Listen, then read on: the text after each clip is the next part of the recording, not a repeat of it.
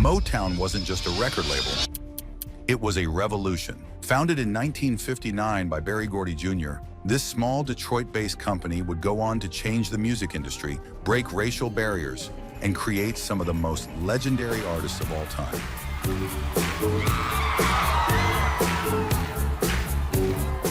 From the Supremes to Stevie Wonder, from the Temptations to Marvin Gaye, Motown wasn't just making music, it was shaping history. But how did it all begin? Let's dive into the rise of Motown.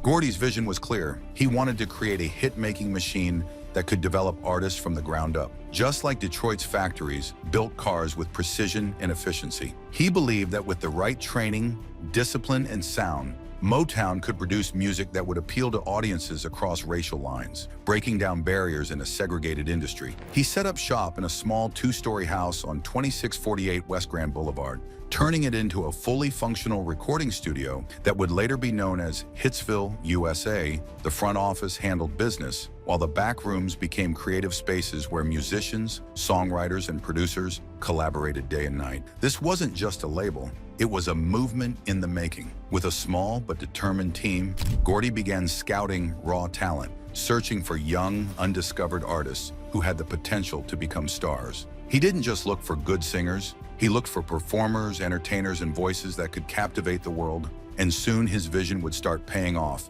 in ways no one could have predicted. Despite its humble beginnings, Hitsville, USA became the birthplace of a new sound, a polished, soulful blend of R&B, pop, and gospel that would dominate the charts. But Gordy wasn't just looking for great voices. He wanted stars. He set strict standards for his artists, ensuring they were well-dressed, well-spoken, and carried themselves with elegance. He even sent them to Motown Charm School, where legendary talent coach Maxine Powell taught them how to move, speak, and perform with grace. This level of discipline set Motown apart. It wasn't just about the music, it was about creating icons. Following Please Mr. Postman, Motown quickly proved that it wasn't a one-hit wonder. Berry Gordy refined his hit-making formula, ensuring that each new release had catchy melodies, relatable lyrics, and a polished sound that could cross racial and cultural boundaries. Soon, acts like the Miracles, Mary Wells, and the Contours began climbing the charts, bringing Motown's distinct style to a national audience. One of the label's next big breakthroughs came with the Miracles Shop Around in 1961, which became Motown's first million-selling record. This success established Smokey Robinson, not just as a star performer, but also as one of the label's most valuable songwriters. His smooth vocals and poetic lyrics set the standard for Motown's signature sound. By the early 1960s, Motown was unstoppable, signing new talent and churning out hit after hit. But what really set the label apart was its ability to build careers, not just sell records. Berry Gordy wasn't just running a music label, he was creating legends. And soon, Motown would introduce the world to some of the biggest names in music history. Berry Gordy had perfected the art of making hits, and he treated Motown like a factory.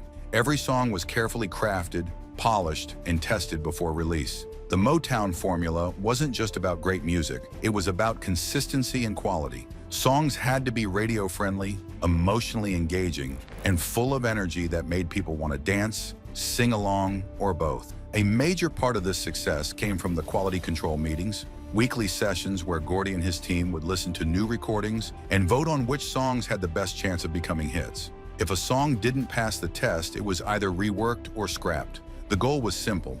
Every Motown release had to sound like a #1 record. The combination of the Funk Brothers' tight instrumentation, Holland Dozier Holland's unforgettable songwriting, and the label's relentless pursuit of perfection led to a string of chart-topping hits that dominated the airwaves. The Supremes, the Temptations, and Marvin Gaye weren't just making music, they were creating history.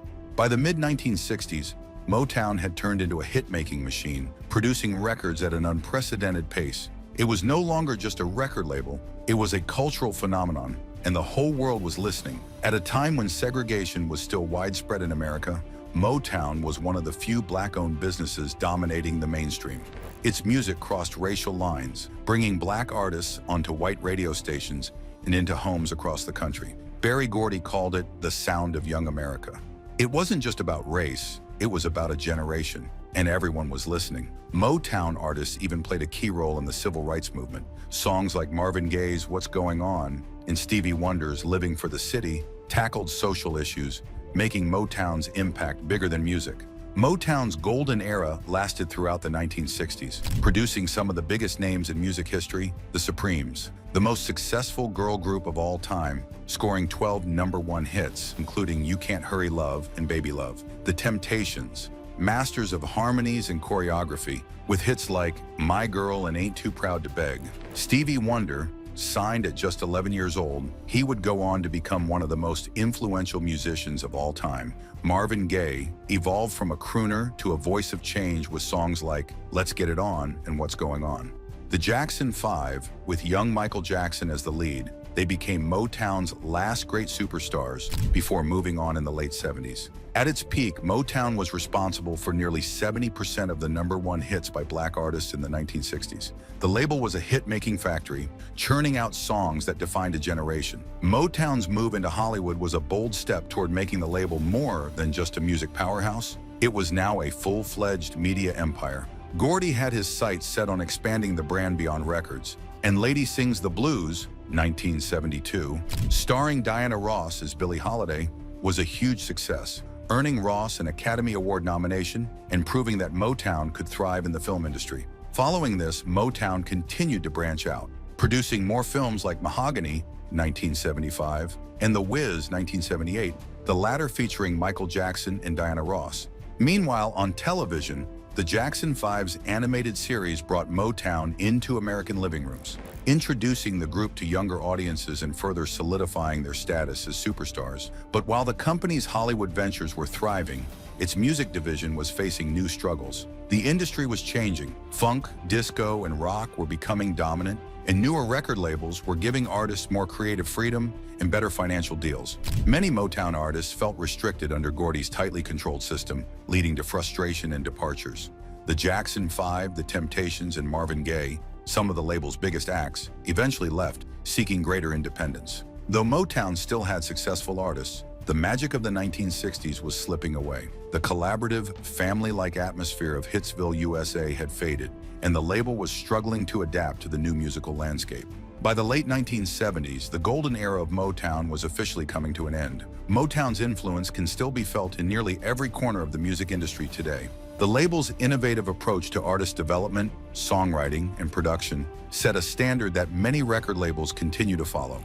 Without Motown, the landscape of pop, R&B, and even hip-hop might look entirely different. Its songs continue to be sampled, covered, and celebrated by new generations of artists, proving that the magic of Motown is truly timeless. Legends like Beyoncé, Bruno Mars, and John Legend have all drawn inspiration from the Motown sound, keeping its spirit alive in contemporary music. Beyond just the music, Motown's impact on racial integration in entertainment was groundbreaking. At a time when segregation was still widespread, Motown artists performed in venues that had previously excluded black musicians, paving the way for future generations. Berry Gordy's vision wasn't just about making hits, it was about creating a movement. He built a legacy that transcended music, proving that talent, hard work, and innovation could break barriers and bring people together.